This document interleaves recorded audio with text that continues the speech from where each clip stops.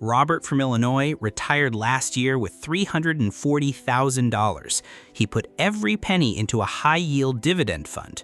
Month 1, a check for over $1,000 showed up. He thought he had it figured out. Then tax season hit. 40% of that income was taxed at the highest rate. His real take-home dropped to about $630 a month. Same investment, same yield, but Robert kept less than 2/3 of what he earned. Here is what Robert did not know, and by the end of this video, you will. There are 3 ways to earn $1,000 a month in dividends. One costs $360,000, one costs $140,000, and one costs just $85,000. But the right choice depends on your tax bracket, your account type, and how many years you plan to hold. And the part most people miss is this: 2 investors can earn the exact same dividend income, and one keeps $800 a month while the other keeps $630. Same income, different outcome. I will show you exactly why.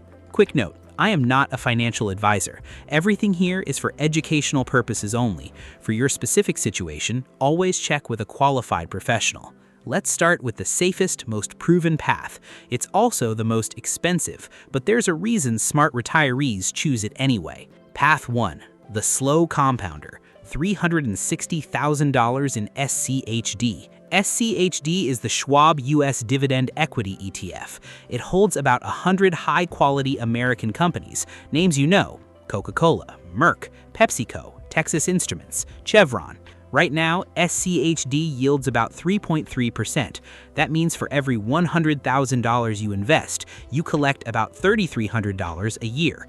So to hit $12,000 a year, which is $1,000 a month, you need roughly $360,000. That sounds like a lot, and it is, but here's where SCHD earns its spot. SCHD has raised its dividend every single year since it launched in 2011. Not one cut, not even during COVID. Over the last 10 years, the dividend has grown about 10% per year. Think about what that means. If you invest $360,000 today, you earn $1,000 a month right now. But in 5 years, without adding a single dollar, that same portfolio pays you about $1,550 a month. In 7 years, it pays about $1,850 a month. The yield you see today is the worst yield you will ever get. And here's the tax advantage. SCHD pays qualified dividends. That means most retirees pay just 15% tax on this income. Some pay 0. Compare that to ordinary tax rates of 22, 24, even 37%. The tax savings alone can mean an extra $100 or more per month in your pocket. The expense ratio is just 0.06%. For every $10,000 invested, you pay $6 a year in fees. Nearly every dollar of return stays in your account. So if SCHD is this good, why would anyone pick a different fund? Because not everyone has $360,000 sitting around. The next path gets you to $1,000 a month with less than half that money, but you need to know where to put it. Path 2, the monthly paycheck, $140,000 in JEPI. JEPI is the JP Morgan Equity Premium Income ETF. It yields about 8.4%. That means you only need about $140,000 to hit $1,000 a month. That's 60% less capital than SCHD. And JEPI pays monthly, not quarterly like most dividend funds. For someone who wants income that matches their bills, that monthly check is a big deal. But here's how JEPI makes its money, and this matters. About 80% of the fund sits in large, stable stocks. The other 20% sells options, specifically covered calls, through something called equity-linked notes. Think of it like renting out the upside of the stock market. When markets are choppy, that rent is expensive, and JEPI earns more. When markets are calm, the rent drops, and so does your payout. That's why JEPI paid over 11% during the rough markets of 2022, but closer to 7.5% during calm stretches. Your monthly check can swing from about $290 to over $500 on the same investment. It's not fixed, it moves. Now here's the tax problem. About 80% of what JEPI pays you is taxed as ordinary income, not at the lower 15% dividend rate, at your full tax bracket. If you're in the 24% federal bracket with 5% state tax, your 8% yield becomes about 5.7% after taxes. The fix is simple. Put JEPI in a Roth IRA. Inside a Roth, you pay zero tax on the income. The full 8% stays yours. That's the single most important decision you can make with this fund. Right account, right result. So SCHD needs $360,000 and grows, JEPI needs $140,000 and pays now. But what if there's a third path that only needs $85,000 and it comes with a tax trick most advisors have never even heard of? Path 3, the tax smart shortcut, $85,000 in QQQI. QQQI is the NEOS NASDAQ 100 High Income ETF. It launched in January 2024 and already holds almost $11 billion. The yield is about 14.3%. That means just $85,000 gets you to $1,000 a month. That is less than a quarter of what SCHD requires. Same monthly income, a fraction of the capital. But before you get excited, let me explain what makes this fund different and why it matters. QQQI holds the same big tech names as the NASDAQ 100: Apple, Microsoft, Nvidia, Amazon, Meta. Then it sells call options on the NASDAQ 100 index itself. Those options generate the high income you see in the yield. Here is where the tax trick comes in. Because QQQI sells index options, not stock options, those contracts qualify under something called Section 1256.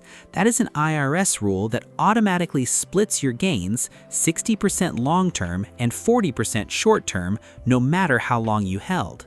The maximum blended tax rate is about 26.8%. Compare that to JEPI, where you could pay up to 37% on the same income.